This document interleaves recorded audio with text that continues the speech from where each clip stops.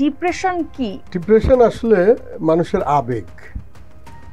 আমরা এই যে পৃথিবীতে বসবাস করি, আমাদের পরিবার আছে, আমাদের ব্যক্তিগত জীবন আছে, পারিবারিক জীবন আছে, সামাজিক জীবন আছে, আমাদের প্রতিষ্ঠা আছে, আমাদের কর্মস্থল আছে এবং আমাদের জীবনের অ্যাচিভমেন্ট আছে।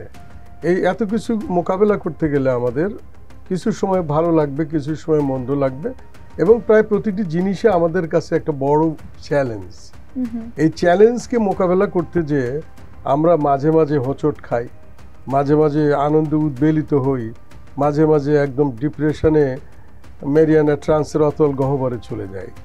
এই যে আবেগের উঠানামা, এটি যখন একদম মেরিয়ানা ট্রান্সের গভীরে চলে যায় এবং একজন মানুষের যখন আর ভালো লাগা, ভালোবাসা বলে কিছু থাকে না, সেই জিনিসটাই হচ্ছে আসলে ডিপ্রেশন বা বিষণ্ণতা।